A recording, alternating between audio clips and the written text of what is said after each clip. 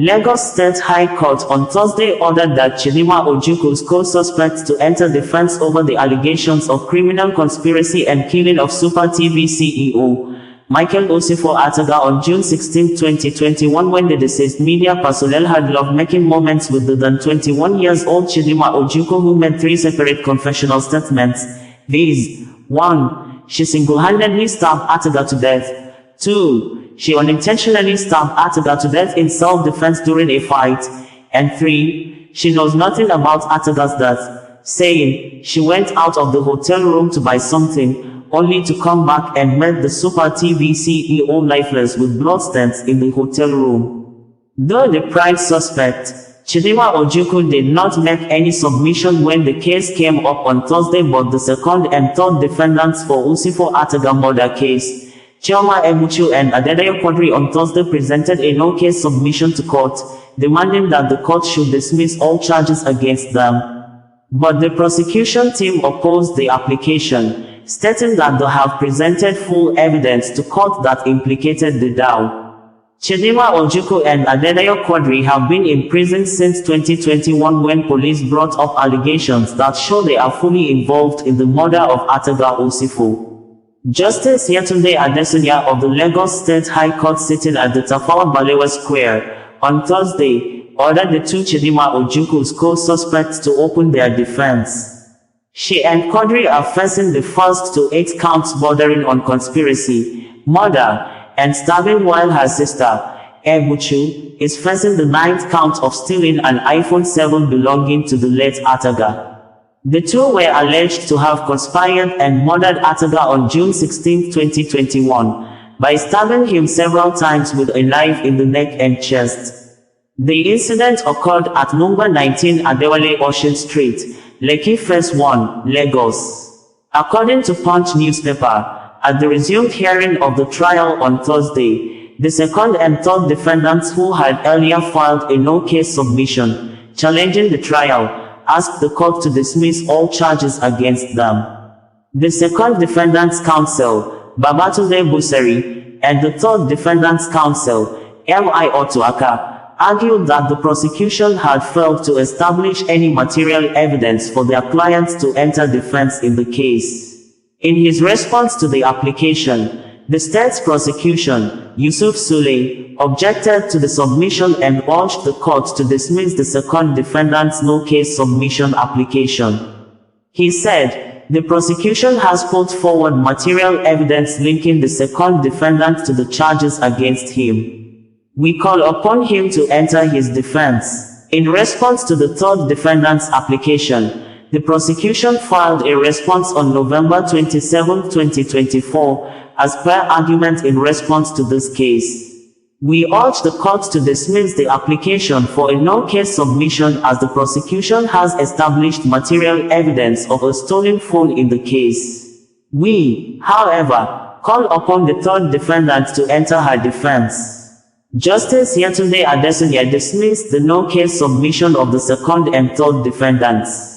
She ordered them to open their defense. The judge thereafter adjourned the case till February 20, 2025, for continuation of trial. Meanwhile, after nearly 2 years, the autopsy report of Chidimma Ojukwu and Usifo Ataga's murder case was read in court. In line with the testimony of the former Vice-Chancellor of the Lagos State University, Professor John Obafunwa, Usifo Ataga was killed by 2 people and wasn't drugged, as claimed by the police. During cross-examination, Professor Obafunwa stated that the claim by the police that Usifo Ataga was sedated with a death drug, Rohypnol, in a bid to disarm was false. He noted that the quantity of Rohypnol seen in Ataga's bloodstream wasn't enough to sedate him and was insignificant. The forensic pathologist also confirmed that autopsy results revealed that the 2 deadly stabs that killed Ataga were inflicted on his armpit and loss of blood.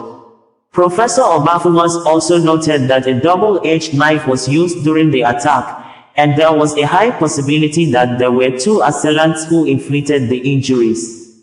The former LASU VC further stated that, unlike in other cases, he was unable to visit the crime scene, and the photographs and photos the police sent to him had no connection with the same. He also debunked the claims of the police that Ataga was restrained during the attack.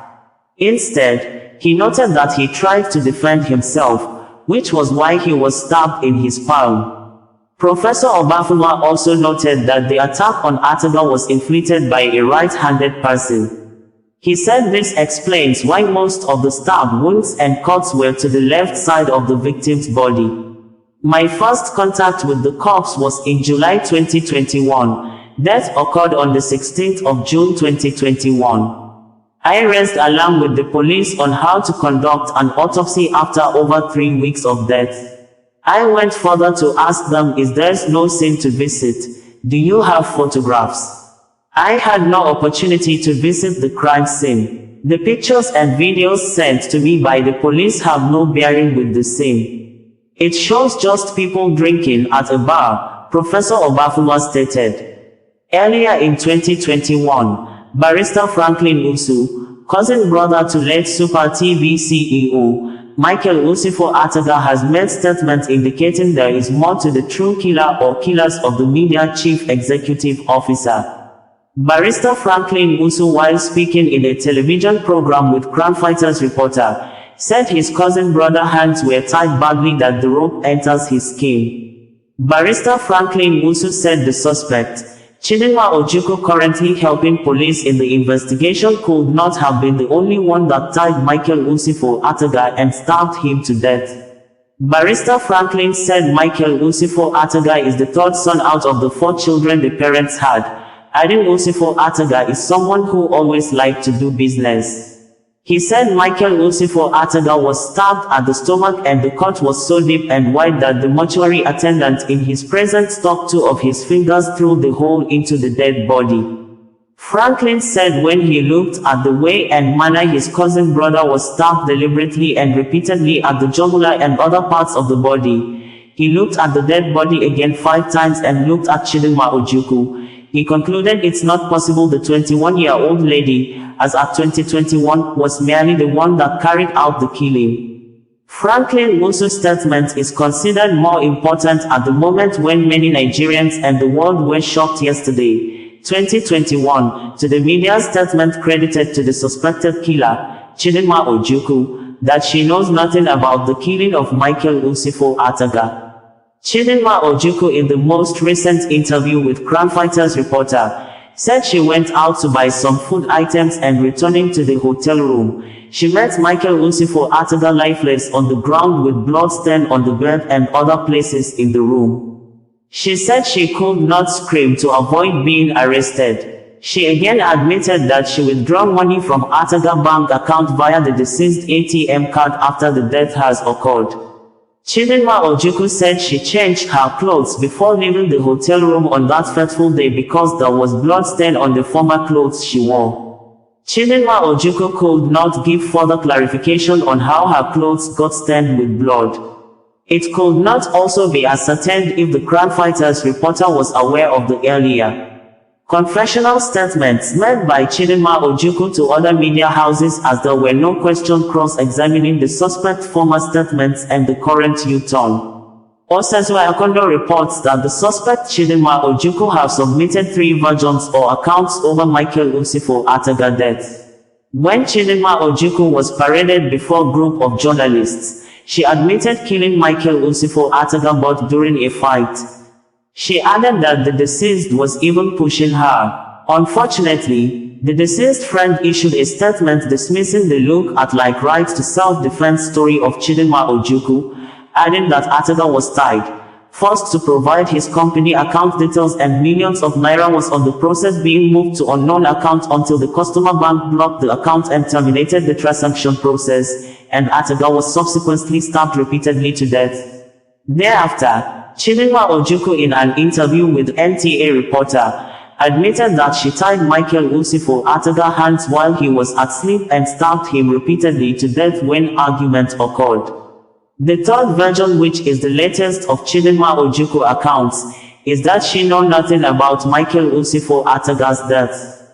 She came back to the hotel room and met him lifeless. She secretly left the hotel to avoid arrest. is Ojukwu Chidimma Adora. Ojukwu Chidimma Adora. Your name is what? Ojukwu Chidimma Adora. Ojukwu Chidimma Adora. Adora. Yeah. Okay, you're from where? Abia State. Abia, which part of Abia? Arochukwu. Arochukwu, which part of Arochukwu?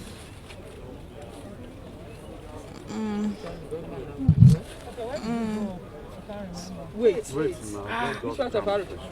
Agbagu. Agbagu. Abago. Okay. So just tell us what happened so that we don't have to ask you too many questions. We said just roll. Tell us what happened that day. The day you guys checked in, how you met him. Just tell us everything. And so he asked me to get a shortlet where we can stay. So I got it, and then. Babe, let her finish. Then what did she know? You ask. That's the only way we can make. So I checked for it online, and then I sent to him. He said I should go check it out. Then I went to check it out, and then he paid for it. That was how it is that day. Which day was that? On Sunday. Okay, from Sunday, what happened while you were together? Just tell us. On Monday, we were together, drinking, smoking. We had fun. So I went to get food for all of us, both of us, I mean. And then that was what happened. Then on Tuesday, he was trying to make advances on me, which I was tired, but he became violent on it. So he got his way, which I let him. And then in the afternoon, towards afternoon, we ordered for smoke. And also roofies together. So that was what we took. And then we ate the food that we had on Monday. So we became high, and I wasn't happy for the first one he did, so I was still on my own, just smoking and drinking with my food that I've eaten. So he too was on his own couch. Then he came on to me while I was watching a movie. We were both watching a movie. So he came on to me and was like, I was like, no, that I'm not happy with what you did in the first one. And then I was like, you don't help me, you don't assist me in anything, but yet you just playing with me around. And then he was like, oh, okay, take my ATM now, I can go and withdraw what you want. And then he said the pin. I was like, that's not what I mean. That's not what I meant. So he became violent or trying to get to me, and I was resisting and defending myself. And at some point, he hit my head on the wall, and I also retaliated. And also, at some point, it was choking me, which I was on the kitchen cabinet. I lay on the kitchen cabinet while he was choking me, and then I stretched out the knife, and then I stabbed his neck. And what else? Sorry, please hold on. Usifo is the third son in a family of 4. He has 2 elder brothers and a younger sister, and his siblings, they all live abroad. And Usifo grew up as a child who was raised by very good parents in a Christianly manner, and he's a guy who's always had business in his DNA. He's always liked to do business. But what I'll tell you about Usifo is that Usifo is very respectable. Usifo will never hurt a fly. Usifo loves people. Usifo goes beyond the immediate family to know his cousins, to know his uncles. I've had the very regrettable privilege of seeing that dead body 5 times. My cousin's hands were tied so badly that the rope entered his skin. The rope is right there as an exhibit with the police. That binding could not have been done by that lady alone. Not possible. Even if he was drugged, it is not possible, because I saw the lady and I saw my cousin. I said, this is not possible. Apart from the fact that he was tied, There were multiple stabs on his body. That is correct. Multiple. So that story of 2 stabs and neck is not true. He was stabbed in other places. His leg. In fact, in Yaba mortuary, the attendants were so dramatic that they told us clearly, the stabbing here was so bad that it's a hole. The guy stuck his 2 fingers into my cousin's body in my presence. I am serious. The Doppler vein, he was stabbed here deliberately. So whether he was just stabbed on the neck, no, he was stabbed on the Doppler vein twice. He was stabbed on his body multiply. He doesn't talk much about himself. He's quite busy, like a busy person. I would say that at some point in time, he got to know that he likes to carry girls, and he smokes, he drinks, and takes drugs also. So I don't know deep about him. His character, he gets angry easily. He has issue with his wife. So, but his children is what his target as family man. He wasn't into happy married life or something. He was just more of catering for his kids. I can't remember some of his friends that I've met, but remember their faces kind of really old, their names, but I've met 2 people that I said friends something. I don't have 10 million in my bank account, so I have 400 or 500 accounts. Michael gave me his laptop.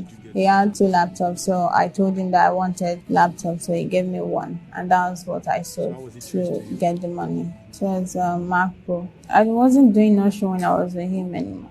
I was getting more from him than doing the ushering, so there was no need on ushering. Ushering can be 15K, 20K. It gives me more than the ushering. What did you plan to do with the money? The apartment where it was said it was leaking, so then they said I should go. They said it was free and I too was free, so let's fancy. It was Sunday on the 13th June. I decided to check online about the shortlets because it said that I didn't want hotel. There will not be Netflix or it will not be fun being in the house or something. So that was when I decided to check for a shortlet. So I sent it to him and he said it was okay. Then he said I should go check the place out. So I checked it and it was okay. Then he made payments. He sent 105. That was for 4 days. After I paid the money, so after 1 hour, he came. When he came, then we went to get food. We went out to eat and also get drinks. And we're just indoor, watching movie, drinking, smoking. He woke up before me, but I was still feeling sleepy and dizzy because of the smoke, drink, and the drug. So he asked what I need, what we need. So I was we need to buy food and drug because the drug that we brought already finished. He sent the money to their account.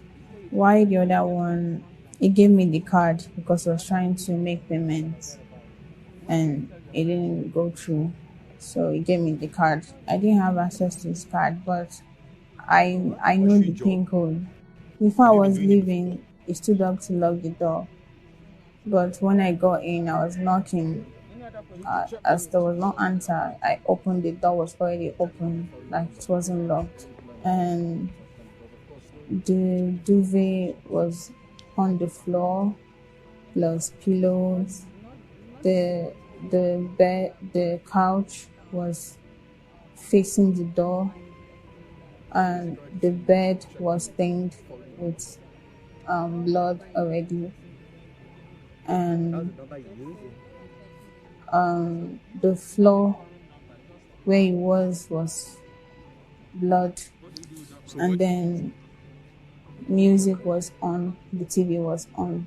The room was already disarranged, like someone broke in. Then I saw him on the floor. I didn't know what to do. I took my things with his thing and left. I was afraid. I didn't know if I have raised alarm, they would have arrested me for doing it because I and him were just the only people in the room. I just left. I was packing my things to leave. Then I noticed that my clothes was stained, so I changed it to another. I took the bag that contained his ID and documents, bank statements. My bag was already on the floor. I met my bag on the floor, and then the stuff it was with was on the TV set. That's where the stuff I took was on the TV set. So I just packed them and just put them into the nylon and left. I took his phone on the following week. I was home, then I went out to withdraw some money from the ATM that I was with. I withdrew 200. Before that day, on Tuesday, he already told me that he's going to give me the money that I requested for. And when I came out, when I was arrested, and they were saying I made away with 5 million naira, there was no 5 million naira in the account. I just did it. It's not like I had something to do with his death. I never had anything to do with his death. The lady that I rented the apartment from, I had to message her that she should please probably send the security guy to check on him. That I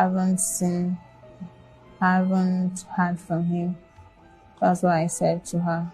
And they came to my house and they arrested me, took me to station.